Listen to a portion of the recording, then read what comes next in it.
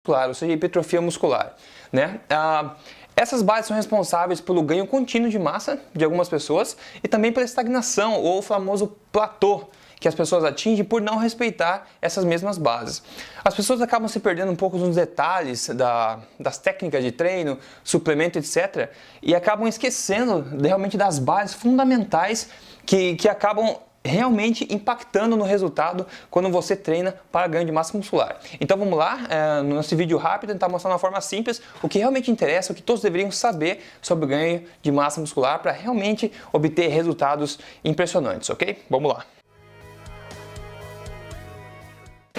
Bom, vamos lá, vou usar esse quadro aqui extremamente profissional, né? Uma escrita totalmente profissional para elucidar bem os conhecimentos, ok? Então vamos lá. Primeiro eu quero falar do problema, da questão do qual o problema nesse meio de ganho de massa muscular, assim como no emagrecimento também. O problema, principalmente, vem da mídia, da indústria e afins, etc. Internet, etc. É o nosso arredor em si. Essa é uma indústria gigantesca, uma das maiores indústrias do mundo, a indústria de ganho de massa muscular e também de emagrecimento, né? A indústria do ganho de massa muscular, particularmente, é dominada pelas indústrias que fabricam suplementos alimentares, suplementos de todos os tipos para ganho de massa muscular, né? Então essa indústria acaba meio que dominando toda a mídia nesse sentido. E quando a gente está preocupado e está interessado em ganhar massa muscular, o que a gente faz? Acaba, né, tentando buscar informação no que está ao nosso alcance, ou seja, revistas, internet, televisão, etc. E aí que a confusão começa, né? Aí que a confusão começa. A gente vê milhares de técnicas diferentes, métodos, promessas e acaba não conseguindo os resultados que a gente quer, né? Se frustrando e também e não continuando em busca do que a gente quer, que na verdade é a boa forma, né? Então, além dessa confusão toda que já é suficiente para acabar com os sonhos de qualquer um, a outra questão é a genética. A gente precisa entender que cada pessoa tem uma genética diferente. E tem pessoas que essas que você vê, esses bodybuilders, né, os fisiculturistas da vida, tipo o Schwarzenegger da vida, então essas pessoas têm uma genética muito propensa a ganho de massa muscular. E esse número de pessoas é muito pequeno em comparação ao total de número de pessoas. Então a gente acaba se iludindo, achando que comprando o treino numa pessoa, né, você vê lá na propaganda a pessoa bem musculosa vendendo treino, você acha que comprando o treino daquela pessoa você vai ficar igual. Não vai ficar igual pelo fator genético.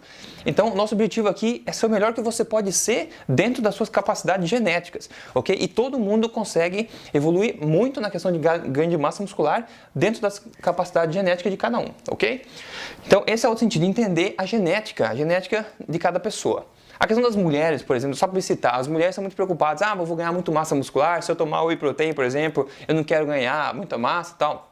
Mulheres, devido aos hormônios, elas não vão ficar musculosas naturalmente, ok? É muito difícil a mulher ganhar massa muscular de forma que chama atenção, por causa dos fatores hormonais. Claro que existem algumas exceções no mundo, mas no geral não se preocupe com isso, entendeu? Se você é mulher, não se preocupe, você pode treinar pesado na academia que você não vai ver músculos em excesso que você não gostaria de ter, por exemplo. Em seguida, bom, tudo isso acaba gerando uma grande confusão, então ninguém sabe mais no que acreditar. Então, o que eu chamo de a luz no fim do túnel, nesse caso, seria a ciência. A ciência ainda nos traz conhecimento e resultados de qualidade. Então é nisso que eu prefiro focar sempre que eu vou estudar qualquer coisa relacionada a ganho de massa muscular ou emagrecimento. E mesmo aqui existe muita coisa duvidosa, então é meio difícil realmente achar informação de qualidade. Mas eu acho que a melhor chance de a gente achar coisa que vale a pena mesmo são os artigos científicos, resultados científicos que são publicados internacionalmente. E é aqui que eu foco todos os meus conhecimentos. E agora vamos seguir então nessa nossa ideia, ok? Vamos lá. Então beleza, vou mostrar aqui a equação do ganho de massa muscular da maneira mais fácil e simples possível, ok? E é isso que o pessoal não presta atenção, porque acaba se distraindo com as tecnicalidades, detalhes de milhões de tipos de treinamento, etc. Mas isso é tudo que você precisa prestar atenção para conseguir resultados realmente eficientes. E é isso que todo mundo que tem sucesso no ganho de massa muscular sabe. Então vamos lá. Primeiro uma curiosidade. No caso do ganho de massa muscular, ao contrário do que se imagina, o corpo não constrói mais fibras musculares, tá? O corpo aumenta as fibras existentes. Ele aumenta as fibras existentes em diâmetro. Então, se essa é uma fibra, com o exercício correto, a recuperação correta, o corpo faz com que o diâmetro dessas fibras aumente, então dando volume aos seus músculos, tá? Só uma curiosidade. Então aqui, S, O e R. O S, sinal, O, organismo, ou seja, o corpo, e o R é recuperação, tá? Então a equação é a seguinte: através de um exercício correto na academia ou em casa, você gera um sinal anabólico mandado para o corpo, tá? E esse sinal, então, engatilhará o processo anabólico de crescimento de massa muscular durante o período de recuperação, que é extremamente importante, ok? Então essa é a equação básica. Se você não gerar um sinal anabólico de maneira correta, não existirá processo anabólico para crescimento muscular. Se você não se recuperar o suficiente, você fará com que o seu crescimento de massa muscular seja fraco, que não exista, ou que até mesmo você perda massa muscular, por incrível que pareça. E também, por incrível que pareça, isso é super comum as pessoas pecarem muito nessa questão básica. Em inglês tem um termo que traduzindo para português seria a janela terapêutica estreita. Que de forma fácil assim seria o seguinte, na analogia da aspirina. Se você tem dor de cabeça, você toma aspirina e espera que a dor passe. Agora, se você tem dor de cabeça, você pensa, bom, se eu tomar então 2 aspirinas, a dor de cabeça vai passar mais rápido. Mas na verdade não é isso que acontece, né? Porque vai fazer mal. E é exatamente isso que acontece aqui também. As pessoas acabam achando que treinando muito aqui acabarão então aumentando a chance de ganho de massa muscular. Isso eu vou falar mais depois. Mas se você não permitir o corpo se recuperar da maneira que ele precisa, você não vai obter resultado nenhum, independente do esforço que você vai ter aqui. Aliás, você vai começar a andar para trás no sentido de ganho de massa muscular, ok? Então vamos seguir à frente. Eu quero mostrar então as principais variáveis do ganho de massa muscular, ok?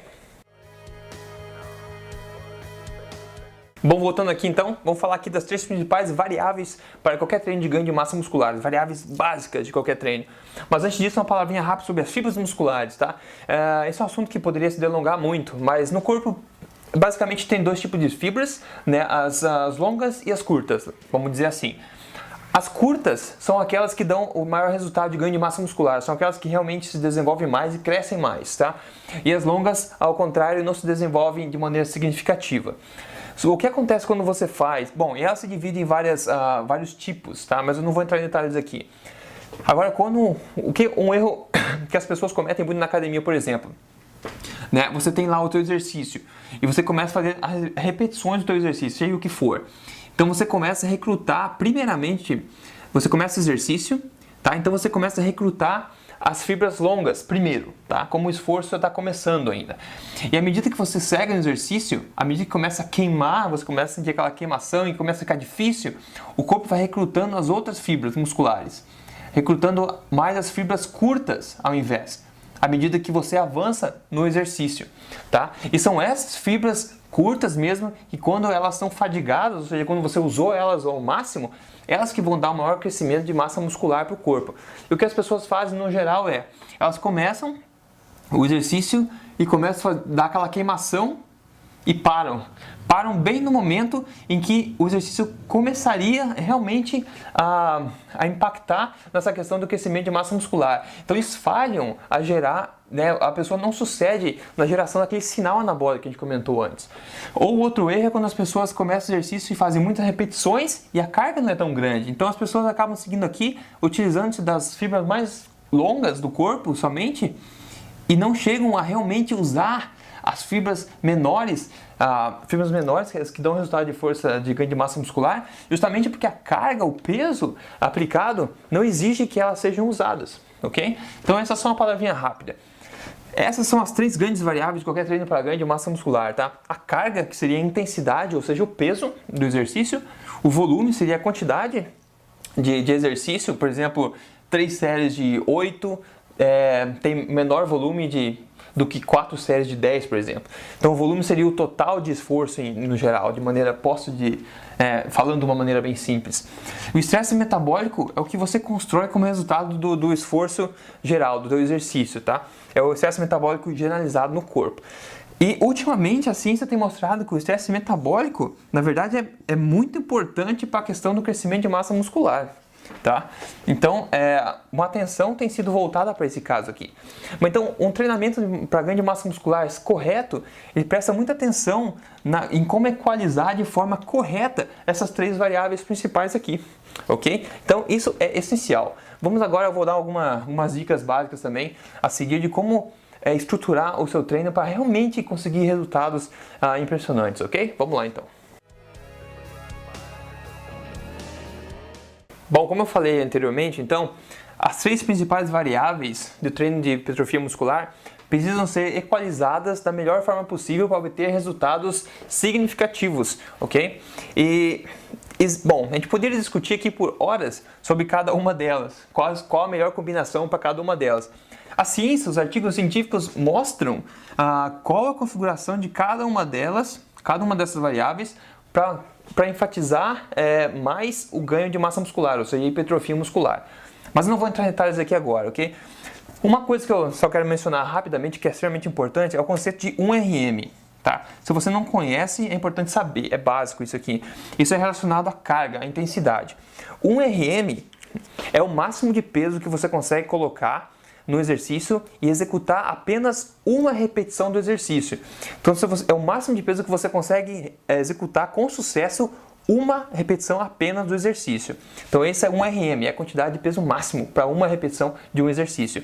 A ciência diz, por causa da carga, que se você utilizar um peso no seu exercício, seja qual exercício for, que seja inferior a 65% de 1RM, você não estará promovendo o crescimento de massa muscular de maneira significativa, ok? Então isso é muito importante.